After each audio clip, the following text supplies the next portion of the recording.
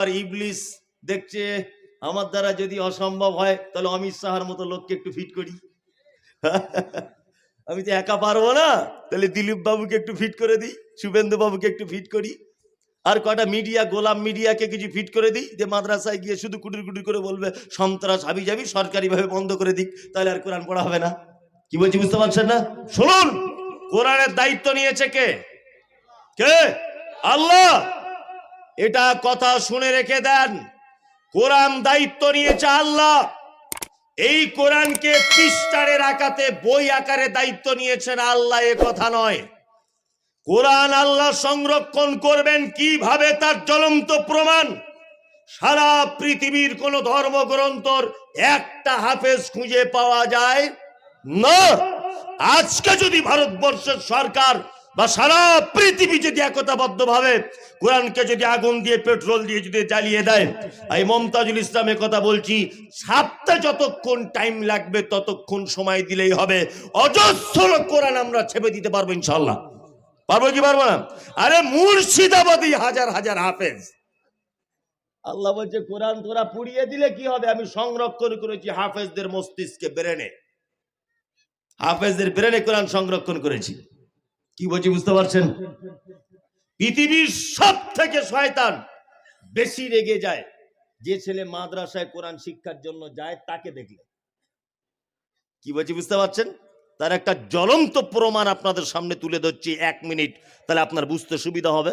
আমাদের মাদ্রাসায় একটা ছেলে নতুন করে ভর্তি হয়েছে, নতুন, যেদিন থেকে ভর্তি হয়েছে ওই দিন থেকে বলছে কি হয়েছে রে, আপনার লালগোলার এখানেই বাড়ি, আমি নাম বলবো না, তাহলে ওর মা হয়তো এখানে আছে, কষ্ট পাবে, এইখানেই বাড়ি আশেপাশে লালগোলা, এই পন্ডিতের পন্ডিত এইদিকে। আমি যে আরে বাবু তোর কি হয়েছে, বলছি হুজুর আমার পেটে লাগছে খুব। তা আমি আমার মাদ্রাসা শিক্ষকদের বললাম একটু গাড়ি করে ওকে ডাক্তার দেখিয়ে দিত। 1 সপ্তাহ যাবত ডাক্তার দেখাচ্ছে, ওর 1 সপ্তাহ এরকম করে আছে, এরকম করেই যাচ্ছে। তা মনে মনে ভাবছি, তা আমিও তো মাদ্রাসায় পড়ার ছেলে, আমিও তো চিজ কম নয়, তোকে আমি সহজে ছাড়ি, চল তোকে হসপিটালে ভর্তি করবো। আমার ড্রাইভার এখানে আছে, জিজ্ঞেস করুন, আমার নিজের গাড়িতে করে ওকে আমি কোলে করে তুলে হসপিটালে ভর্তি করেছি বারাসাতে। শয়তান কতদূর কোরআন শিক্ষার ব্যাপারে মানে মাথা গরম হয়ে থাকে এটা আপনাকে দেখাচ্ছি। হসপিটালে ভর্তি করেছি, আর আল্লাহর ফয়সালা তো চূড়ান্ত। আর ওকে যে ট্রিটমেন্ট করছে ওই মেয়েটা মুসলিম, ওর বাড়ি বহরমপুরে, ওর নেম প্লেটে লেখা আছে। এখন ওই বাচ্চাটা যখন ডাক্তার জিজ্ঞেস করছে, বারবার ডাক্তার, মহিলা ডাক্তার জিজ্ঞেস করছে বাবু তোর কি হয়েছে, দুজনের ভাষা সেম, তখন ডাক্তার বলছে আমারও বাড়ি বহরমপুরে আর তোর বাড়ি লালগোলায়, একই জায়গার লোক আমরা, সত্যিটা বল বাবা কি হয়েছে তোর। ওই ইয়ং মেয়ে, ডাক্তারটা খুব ইয়ং আর কি, মানে বিয়ে শাদী হয়নি দেখে মনে যাচ্ছে, অল্প বয়সের মেয়ে, যাই হোক। তা ওকে মোটামুটি 4 ঘন্টা যাবত সিলাইন দিচ্ছে, ইঞ্জেকশন দিচ্ছে, যন্ত্রণা সারে না। আমি মনে মনে ভাবছি ছোটতে পড়েছি রাজার মনের অসুখ, এ কি তাই হলো? হ্যাঁ, আমি ওই মেয়েটাকে একটু সাইডে ডেকে নিয়ে বলছি বোন তুমি যদি কিছু না মনে করো। তখন এই মেয়েটা বলছে হুজুর আপনি আমাকে বোন বলছেন, আমি লজ্জায় কিছু বলতে পারছি না, আমার মা একদিনও আপনার বক্তব্য না শুনে ঘুমায় না, আপনাকে আমি চিনি। আরে মমতাজুল ইসলাম তো আছে, ইয়েস মমতাজুল ইসলাম, চিনি আপনাকে, ভালো করেছ। আমি ওকে সাইডে ডেকে বলছি তোমাদের এখানে কি পুরাতন অপারেশনের কোনো যন্ত্রপাতি আছে? তো বলছি হুজুর আছে। অপারেশনের যাবতীয় যন্ত্রপাতি তুমি পাত্রে করে আনো, তারপরে দেখছি ওর রোগ কি হয়েছে। আমি ধরছি যে ওই মেয়েটা সব যন্ত্রপাতি এনে, এই বড় বড় ছুরি কাঁচি সেলাই করা মেশিন বুঝলেন না, সব এনে একটা বাস্কুনো করে, আল্লাহর কসম বলছি, ঘটনা হাসানোর জন্য বলছি না, মিথ্যা নয় সত্য, নিয়ে ওর সামনে রেখেছে। ও তখন বলছে হুজুর এগুলি দিয়ে কি করবে? ছেলেটা আমাকে বলছে আচ্ছা ওপেন সার্জারি, তোর বুক কেটে দেখা হবে ভিতরে আছে কি, তোর বুক কেটে এখনই দেখা, পুরো চিড়ে দেওয়া হবে, মাঝখান থেকে পুরো চেরাই কল, এখনই পরীক্ষা হবে। তখন বলছে হুজুর একটা কথা বলবো। বলছি কি? বলছে আমার পেটে কিছু হয়নি, আমার মায়ের লেগে মন কেমন করছে, আমার মায়ের লেগে খুব টেনশন করছি। তোর কি বাড়ি বউ আছে রে, টেনশন করছিস? হ্যাঁ, ছেলেটার নাম বলবো না, আলহামদুলিল্লাহ 13 পারা ছেলেটা হিপস করছে, নুরানি কায়দা থেকে শুরু করেছে। তখন আমি মনে মনে ওর গায়ে হাত বোলাচ্ছি আর বলছি মারবো না তোকে, কোনো ভয় নেই, তবে তোর তো কোনো দোষ নাই, দোষ হচ্ছে ইবলিশ শয়তানের।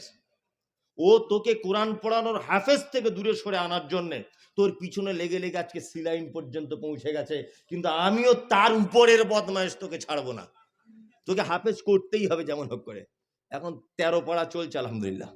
তার মানে আপনাকে আমি এটা বোঝাতে চাইছি, সেটা হচ্ছে এই, শয়তান কোরআন পড়া যদি কেউ দূরে থাকে এ যে কত আনন্দ পায়, কারণ কোরআন পড়বে তবে তো দিনের ব্যাপারে জানতে পারবে, আল্লাহর বিধান।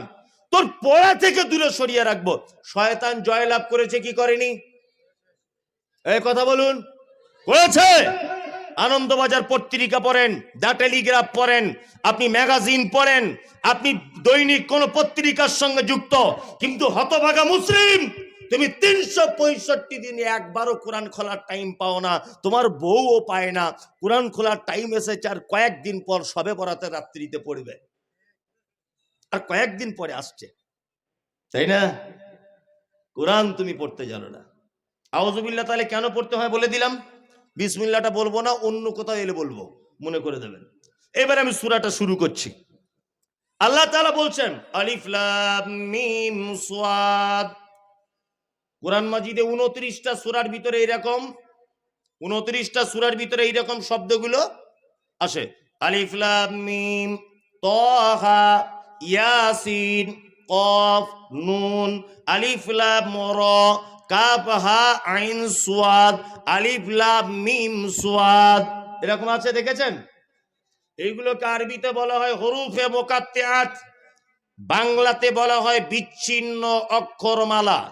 এই ব্যাপারে আমি কিছু জানি না, আল্লাহ নবী সাল্লাল্লাহু আলাইহি ওয়াসাল্লাম কিছু বলেননি, সাহাবায়ে কেরামগণ কিছু জিজ্ঞাসা করেননি, এই জন্য আমিও জিজ্ঞাসা করছি না আপনাদেরকে, আমিও বলতে চাইছি না। আমি কে বলতে পারলে এতটুকু বলবো, আল্লাহু আলাম, আল্লাহ ভালো জানে। তারপরে আল্লাহ কি বলছেন? কিতাবুন উনজিলা ইলাইকা ফালা ইয়াকুন ফি সাদরিকা হারাজুম মিনহু লিতুনজিরা বিহি ওয়া যিকরা লিল মুমিনিন। আল্লাহ বলছেন এটা একটি কিতাব। এটা কি? একটি কিতাব। উনজিলা ইলাইকা, যেটা আপনার উপর অবতীর্ণ করা হয়েছে। এই কিতাব কার উপর অবতীর্ণ হয়েছে? মুহাম্মদ সাল্লাল্লাহু আলাইহি ওয়াসাল্লামের উপর। আল্লাহ নবীকে বলছেন আপনি এই কিতাবের দ্বারাতে মানুষকে দাওয়াত দেন। মানুষকে কি করুন? দাওয়াত দেন। আর দাওয়াত দিতে গেলে সমস্যা হবে। সমস্যা হলে যেন আপনি ভয় পাবেন না, আর সমস্যা হয়ে গেলে আপনার মনে যেন সংকীর্ণতা সৃষ্টি না হয়। কি বললাম বুঝলেন? লিতুনদিরা বিহি, আপনি ভয় দেখান কিসের দ্বারাতে? কোরআন দিয়ে মানুষকে ভয় দেখাতে হবে। কি বললাম বুঝলেন? তাবলীগ কি দিয়ে করতে হবে? কোরআন দিয়ে করতে হবে। আরে আমি মুমতাজুল ইসলাম বলে আমাকে আমি নাকি বিতর্কিত লোক। আমি বিতর্কিত লোক হতে যাব কেন? আমি উচিত কথাটা বলি বলে তোমার ব্যবসাতে ঘাঁটা পড়েছে, এটাই, আর কিছু না। তুমি বলছো আমি তাবলীগ করি, তুমি তাবলীগ করো, তাবলীগ করা ফরজ, করো তুমি, কোনো সমস্যা নেই। 40 দিনের জন্য বাড়ি থেকে বার হয়ে গেল, 4 মাসের জন্য বাড়ি থেকে বার হয়ে গেল, আপনি যান, কোনো সমস্যা নেই, আমি যেতে মানা করিনি। তবে আপনার কাছে এটা আমার বিনীত অনুরোধ, আপনি এশার নামাজের পরে বলছেন দাঁড়িয়ে, বাকি নামাজ বদ আপনারা বসে যাবেন, দ্বীন ঈমানের কথা আলোচনা হবে। দ্বীন ঈমানের কথা আলোচনা কি দিয়ে হবে? 2টি মাত্র বই। একটা বই বার করেছে তার নাম ফাজাইলে আমল, আর একটা বই বার করেছে তার নাম মুনতাখাবে হাদিস। কিয়ামত পর্যন্ত যদি এই তাবলীগ চলতে থাকে, কিয়ামত পর্যন্ত এই তাবলীগে সফলতা আসতে পারে না। কারণ তাবলীগ করতে হবে, দাওয়াত দিতে হবে মানুষকে, কি দিয়ে? কোরআন দিয়ে দাওয়াত দিতে হবে। ওই লোকটাকে যখন বলতে যাচ্ছি ভাই সূরা ফাতিহার বাংলাটা বলে একটু শোনান না, মানুষের উপকার হোক, তখন বলছে আমাদের উপর মহল থেকে মানা করা আছে। তোমার উপর মহল আগে না কোরআন আগে? কে? কোরআন আগে। আল্লাহ এখানে আর একটা কথা বলেছেন। কি কথা বলেছেন? আর একটা কথা বলেছেন, কোরআনের দাওয়াত দিতে গেলে সমস্যা হবে, ঝগড়া বেঁধে যাবে, মারামারি হবে, বিশৃঙ্খলা হবে, কিন্তু আপনার মনে যেন কোনো ভয়, কোনো ভীতি, কোনো সংকীর্ণতা যেন সৃষ্টি না হয়। এ কথা কে বলছেন? আল্লাহ। কাকে বলছেন? মুহাম্মদ সাল্লাল্লাহু আলাইহি ওয়াসাল্লামকে। হ্যাঁ, আমি যেখানেই যাই সেখানেই আমাকে বলে একটু নরম করে বলবেন হুজুর। কেন নরম করে? না, মাদ্রাসা চালাই, সবার কাছে চাঁদা নিতে হয়। এই আল্লাহ কোরআনে বলেছেন আদুলাউ তুদহিনু ফায়ুদহিনুন। নবী তারা চায় আপনি একটু নরম হয়ে যান, তাহলে আপনাকে তারা কোনো ক্ষতি করবে না। আল্লাহ নবী যদি বলতেন 360টা দেবদেবীর পূজা তোমরা করছো, তোমরা করো, আমি আমার আল্লাহর ইবাদত করি, তাহলে আল্লাহ নবীকে আর মক্কা ত্যাগ করতে হতো না, তিনি মক্কাতেই থাকতেন। কিন্তু তিনি বলেছেন না, 360টা দেবদেবীর যে পূজা অর্চনা করো এটা ভুল। ইবাদত শুধুমাত্র একজনের হবে, তিনি সপ্তম আকাশের উপরে থাকেন, আর রহমান আলাল আরশি ইস্তাওয়া, এক আল্লাহর ইবাদত হবে। 360টা দেবদেবীর পূজা অর্চনা চলবে না। তোমরা যে মানত করো গায়রুল্লাহর নামে, এ মানত চলবে না। আবু জাহেল, তুমি যে পাথরের মূর্তিতে সেজদা করো এটা ভুল। সেজদা একজনের করতে হবে, তিনি আল্লাহ। এই কথা যখন মুহাম্মদ সাল্লাল্লাহু আলাইহি ওয়াসাল্লাম বলেছিলেন, তখনই লোকটাকে মক্কায় অত্যাচার করে তাড়িয়ে দেওয়া হয়েছিল। কোথায়? মদিনাতে। আল্লাহ কোরআনে বলছেন অদ্দুম লাউ তুদহিনু ফায়ুদহিনুন। নবী তারা চায় আপনি একটু নরম হয়ে যান, তাহলে তারাও নরম হয়ে যাবে, আপনাকে শহর ত্যাগ করতে হবে না। তারা চায় এটা। তার মানে বুঝতে পারা যাচ্ছে, আমি একটা কথা আমার মাথাতে ঢোকে না, বক্তা বক্তব্য দিয়ে যখন নেমে যাচ্ছে, চোর বলছে সাংঘাতিক বক্তা, হ্যাঁ, সুদখোর বলছে সাংঘাতিক বক্তা, মাতাল বলছে সাংঘাতিক বক্তা, হ্যাঁ, যে ব্যভিচারে লিপ্ত সে বলছে সাংঘাতিক বক্তা, বেনামাজি বলছে সাংঘাতিক বক্তা। তা আমি বলছি, ও বক্তা না দিশি আলুর মতো সব তরকারিতে থাকে? কি বলছি বুঝতে পারছেন না? ও বক্তা কি করে হয়? সবাই ভালো বলে, হ্যাঁ, নয় বেনামাজি খারাপ বলবে, নয় সুদখোর উঠে চলে যাবে, তাই না? তবেই তো সে বক্তা। আর সবাই বলছে ভালো বক্তা, সবাই বলছে ভালো বক্তা, তার মানে বুঝে নিতে হবে বক্তা এখনো সঠিক কথাটা বলেনি, গোপনে রেখে দিয়েছে। কি বলছি বুঝতে পারছেন না? সঠিক কথা বললে মার খেতে হবে কি হবে না? হবে। তাহলে একটা জ্বলন্ত প্রমাণ দিই আপনাদেরকে। মুহাম্মদ সাল্লাল্লাহু আলাইহি ওয়াসাল্লামকে মক্কা ছেড়ে আসতে হয়েছিল কোথায়? কোথায়? মদিনাতে। ভারতবর্ষের গৌরব, ভারতবর্ষের কৃতি সন্তান, নাম তার ডাক্তার জাকির নায়েক, মুম্বাইয়ে তার বাড়ি। কারুর বইয়ের ব্লাউজ ধরে টানার কারণে দেশ ছাড়তে হয়েছে? কারুর মেয়ের ওন্না ধরে টেনেছে? তাহলে ওকে দেশ ছাড়তে হলো কেন? কিসের কারণে? এই মাত্র কোরআনের দাওয়াত দেওয়ার কারণে। আপনারা জানেন খুব ভালো করে, উপর বাংলার প্রখ্যাত আলেম ডক্টর আসাদুল্লাহ গালিব হাফেজাহুল্লাহ, বহু গ্রন্থ প্রণেতা, একজন মারাত্মক বড় আলেম, ইলমের পণ্ডিত, এই লোকটাকে জেলখানাতে থাকতে হয়েছে। আপনারা জানেন উপর বাংলার বিখ্যাত আলেম আব্দুর রাজ্জাক বিন ইউসুফ, যার বক্তব্য আমরা শুনি, যেখানেই যায় গাড়ি ভেঙে দিচ্ছে, হাতে বাঁশ দিয়ে আঘাত করছে, 500 কোটি টাকার মামলা। আপনারা জানেন মুজাফফর বিন মহসিন, বাংলাদেশের প্রখ্যাত আলেম, জানেন প্রখ্যাত আলেম, বাংলাদেশে জেলখানাতে পচে পচে কিছুদিন আগে বার হয়েছে।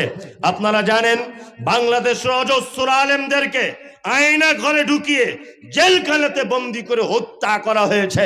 এগুলি আপনারা দেখতে পাচ্ছেন তো। আপনারা বাংলাদেশের সব থেকে বড় ভণ্ড, নাম তার তাহিরি, তাহিরিকে দেখেছেন কোনোদিন জেলে থাকতে? এনায়েতুল্লাহ আব্বাসীকে দেখেছেন? বাংলাদেশের একটা পীর সাহেবকে দেখেছেন জেলখানাতে? কোন দেশের পীর সাহেবরা জেলখানাতে বন্দী হয়ে নেই। কারণ হচ্ছে এই, তারা দিনের সঠিক কথা মানুষের সামনে বলতে পারে না। সঠিক কথা দিনের মানুষের সামনে বলতে পারে সহি আকীদার আলেমরা, সালাফি মানহাজের আলেমরা। এছাড়া আর কোন আলেম দিনের গোপন সঠিক তত্ত্বটা মানুষের কাছে পৌঁছায়, এটা আমার জানা নেই। এটা আমার জানা নেই। সারা ভারতবর্ষের একটা পীর সাহেব কাপি দেখান যে পীর সাহেবটা জেল খেটেছে। সারা বাংলাদেশের অজস্র আলেম জেলখানাতে বন্দী, সব সহি আকীদার। আল্লামা দেলোয়ার হোসেন সাইদি, তিনি সহি আকীদা সালাফি মানহাজের ছিলেন না, কিন্তু ডাক্তার মুজাফফর বিন মহসিনের একটা বক্তব্য, একটা বই পড়ে জেলখানার ভিতরে তিনি সহি আকীদার মানহাজের উপরে চলে এসেছিলেন। আল্লাহ ওনাকে তুমি জান্নাতের উচ্চ মাকাম দান করুক, বলুন আমিন। আমিন, জোরে বলুন আমিন। আমিন। ছোট্ট কুটির ভিতরে যার বসবাস করার জায়গা, আল্লাহ দেলোয়ার হোসেন সাইদির দোয়া কবুল করেছে। অজস্র আলেমদের চোখের পানি কবুল করে ঝাঁটা মেরে জুতো মেরে সরকারকে পালাতে রাতারাত্রি রাস্তা পেল না।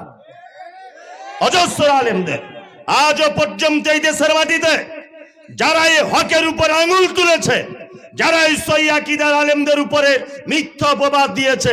আরে আমি মুমতাজুল ইসলাম 2-4 পাতা পড়া আলেম হাওড়াতে জলসা করতে গেলাম, শুধু একটা বক্তব্য রেখেছি, ইবাদত আল্লাহর করতে হবে, পৃথিবীর কারো ইবাদত করা যাবে না, কোনো মাজারে যাওয়া যাবে না, কোনো গাছতলায় বাঁশতলা চলবে না। জলসার স্টেজ থেকে নেমেছি, গাড়িতে বোম মেরে দিয়েছে গত বছরে। দেখেছেন কেন বোম মারলো? আমি ওর বইয়ের সাথে আমার ভাব ভালোবাসা আছে? ও বোম মারবে কেন? ওর মেয়ের সঙ্গে আমার প্রেম প্রীতি আছে, তো বোম মারবে? কেন বোম মারবে? কিসের কারণে? কারণ হচ্ছে এই সত্য কথা তাদের হজম করার ক্ষমতা নেই। কি বললাম বুঝলেন? এবার আর একটা কথা বলি, বলুন তো ভোটের সময় মারামারি করে কে? পাগল। ইয়েস, কে বলেছে এটা?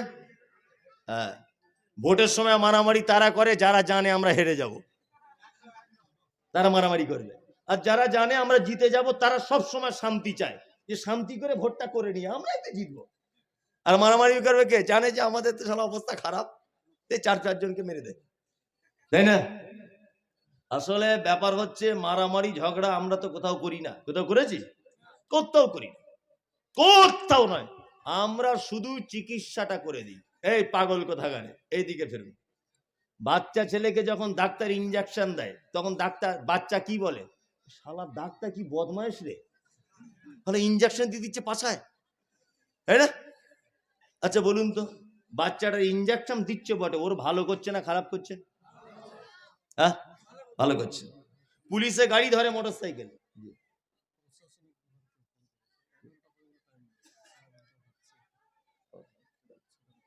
আচ্ছা আচ্ছা আচ্ছা, প্রশাসন থেকে ফোন এসছে যে বক্তব্য একটু ছোট করে দিতে বলছে। এখন আমি তো অনেক কিছু বলবো বলে আশা করছিলাম, সেগুলো মনে আর হবে না। ওমা তাশাউনা ইল্লা ইয়াশাআল্লাহ, মানুষের চাওয়া চাওয়া না, আল্লাহ যেটা চায় কি ওটা হয়। আর জানি না আমি যেখানে যাই কেন যেরকম হয় বুঝতে পারি না। যাই হোক, এদিকে ফিরুন, একটা কথা বলি, মোটর সাইকেল যখন রাস্তায় ধরে তখন মনে মনে গাল দেন না? হ্যাঁ, যে ধরে ফাইন করে দিল। ফাইন করেছে কেন? হেলমেট নেই তাই মাথায়, তাই না? আচ্ছা বলুন তো, ফাইন করেছে পুলিশের উপকারের জন্য না আপনার উপকারের জন্য? সত্যিটা বলুন। আপনার উপকারের জন্য, তাই না? পুলিশ হেলমেট না থাকলে আপনার ফাইন করেছে আপনার ব্রেনটাকে ভালো রাখার জন্য, আপনার মাথাটাকে ভালো রাখার জন্য, তাই তো? জি, আমরা হাদিস কোরআন বলি, সত্যটা মানুষের সামনে বলি, এটা কার ভালোর জন্য? আপনার ভালোর জন্য। কিন্তু এইটা শোনার পরে সবার আর কি সহ্য করতে পারে না, ওই জন্য ধর ওকে, মার ওকে, গাড়ি হামলা করা, কাঁচ ভেঙে দে, এইসব ধান্দায় করে।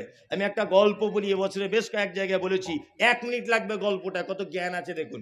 সত্য কথা বললে কেমন জ্বালা ধরে। এইটা একটা মেথর বুঝেন? পায়খানা পরিষ্কার করে, হাতে বালতি থাকে আর ঝাঁটা থাকে, তাই না? সারাদিন পায়খানা পরিষ্কার করে করে খুব ক্লান্ত হয়ে গেছে, রাস্তার ধারে একটা বট গাছের তলাতে একটু আরাম করছে, বট গাছের তলায়। এখন ওই রাস্তা দিয়ে একটা আতরওয়ালা আসছিল, আতরওয়ালা।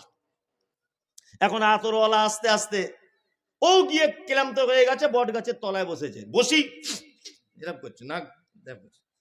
তো মেথর তখন বলছে, আরে ভাই তুমি তো বুঝতে পারছো আমার ঝাঁটা বালতি দেখে আমি মেথর, তা আমার গা দিয়ে তো গন্ধ বার হবেই, তার নাক ধরে কেন আমাকে লজ্জা দিচ্ছ ভাই? তখন আতরওয়ালা বলছে, ভাই ফাঁকা মাঠের রাস্তার ধারে তোমাকেও একটু আরাম করতে হবে, আমাকেও আরাম করতে হবে, তা দুজনা যাতে খুব ভালো করে আরাম করতে পারি, পরিবেশটা একটু সেন্ড করে দিই। তো যে কি দিয়ে সেন্ড করবে ভাই? বলছে আতর দিয়ে করে দিই, তাহলে তোমার গা দিয়ে আর গন্ধ বার হবে না। আতরওয়ালা বলছে, তাহলে আপনার যদি সুবিধা হয় তাহলে দেন। ও এখন পিওর জান্নাতুল ফেরদাউস বার করে ওর বগলে, পাছাতে, গায়ে লাগিয়ে দিয়েছে। লাগিয়েছে কার? মেথরের। এখন মেথর এর বগলে যখন লাগিয়েছে, এরকম করে শুঁকেছে, শুঁকে এরকম করতে করতে অজ্ঞান হয়ে পড়ে গেছে। এখন আতরওয়ালা দেখছে না, মহা বিপদ, ছিলাম বেশ ভালো, এই আতর লাগিয়ে দিয়ে ঝটপট করে পুড়িয়ে গেল, কি ব্যাপার? হ্যাঁ, পুড়িয়ে গেল কেন? আতরওয়ালা তখন একটা টুকটুকি গাড়ি করে ওকে লালগোলা হাসপাতালে নিয়ে গেছে। ডাক্তার বলছে, কি হয়েছে মুরব্বী? আতরওয়ালা বলছে ঘটনা এই এই। ডাক্তার তো শিক্ষিত মানুষ, ও তখন বলছে আচ্ছা আচ্ছা বুঝতে পেরেছি। হসপিটালের পিছনে যাও চাচা, গিয়ে পায়খানা ঘর থেকে কাঁচা মাল বা বাসি মাল, একটু মাল কাগজে করে হোক যে কোনো ভাবে হোক তুলে এনে ওর নাকে লাগিয়ে দাও। একটু কাঁচা মাল বা বাসি মাল এনে ওই নাকে লাগিয়ে দিয়েছে। নাকে লাগিয়ে দেওয়ার পরে আতরওয়ালা লাগিয়ে যেই দিয়েছে, ম্যাথো চাপ করে উঠে পড়েছে। আতরওয়ালা তখন বলছে, আরে ডাক্তার বাবু আপনি তো ডাক্তার নয় জাদুকর।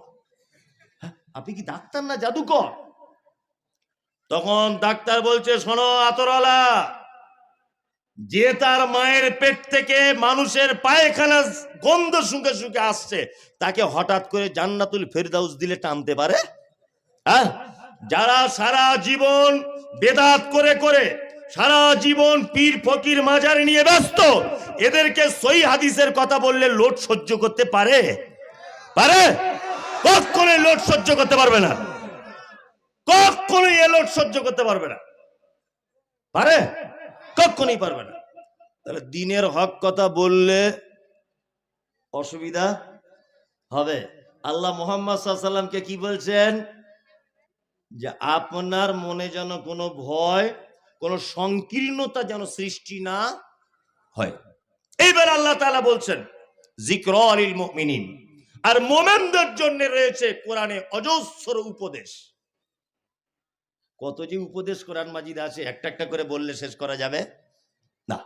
এবার আপনাদেরকে আরেকটা কথা বলি, পরের আয়াতটা আল্লাহ তাআলা বলছেন ইত্তাবিউ। এই আয়াতটা ব্যাখ্যা একটু করব কি? করি? হ্যাঁ, ঠিক আছে।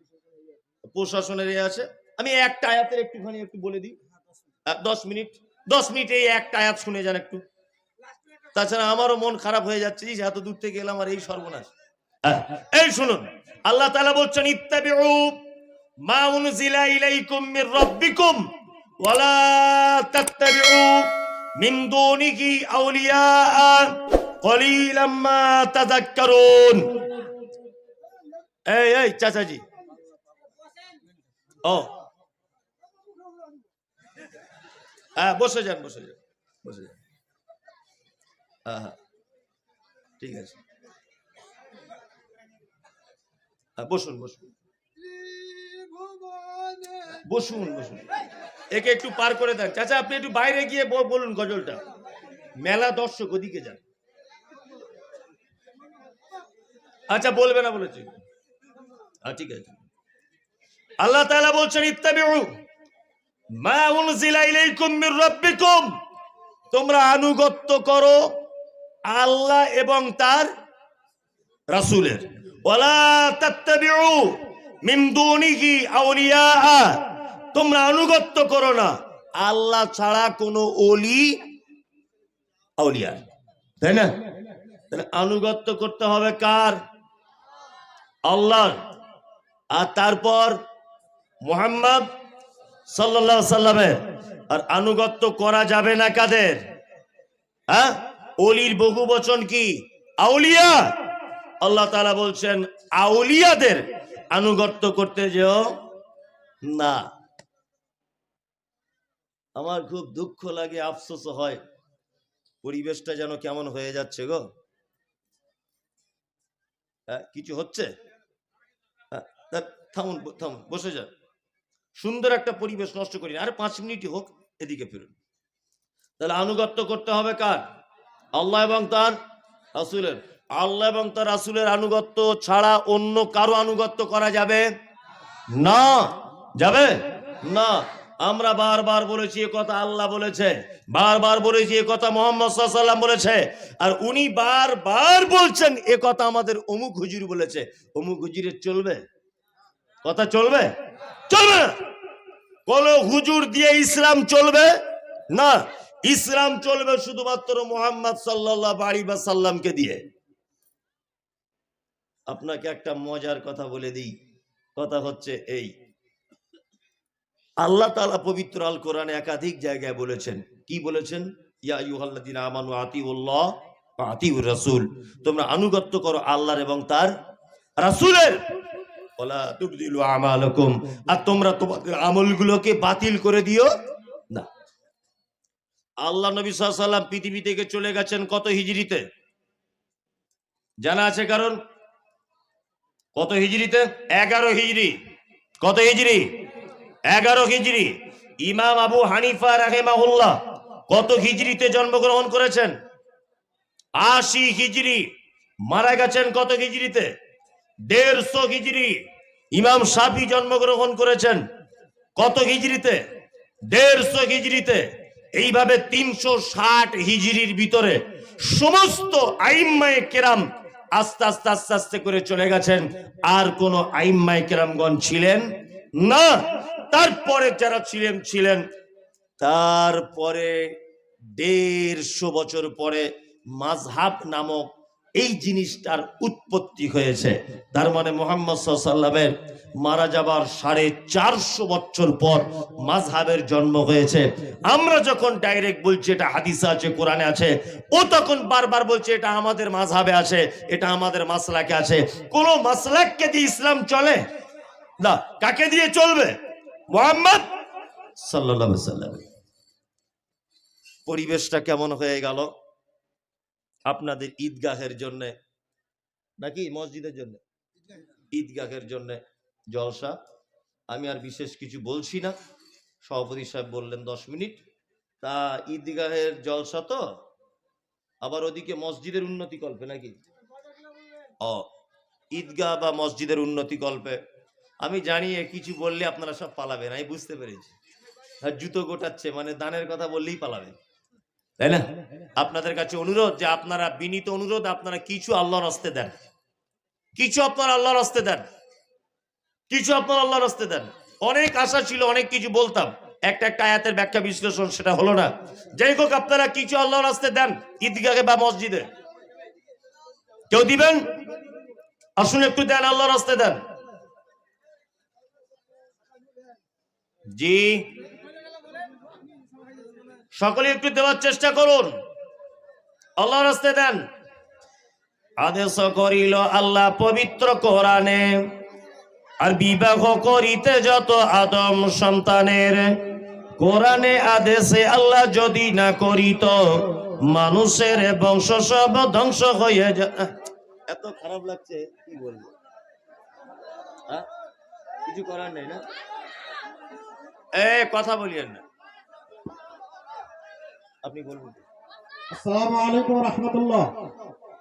ভলান্টিয়ার্স ভাইদের বলবো, যে যেখানে আছেন চাদর একটু ধরে নেন, চাদর ধরে নেন, ওখানে কিছু কিছু করে অবশ্যই দিয়ে দিবেন। ভাই আপনারা করে গেটে চাদর ধরে নেন। 10-5 টাকা দেন অন্তত পক্ষে, আসুন।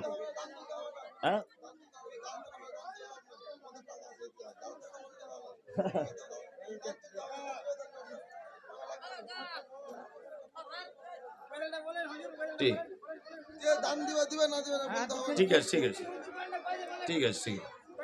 না না,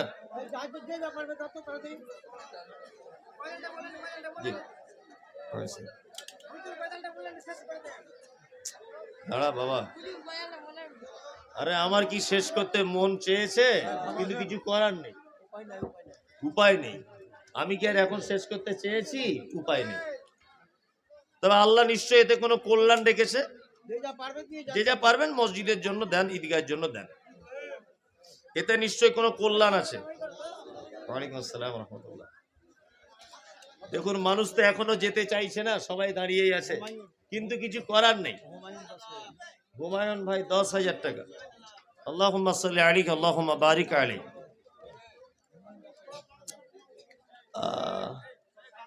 কি আর বলবো,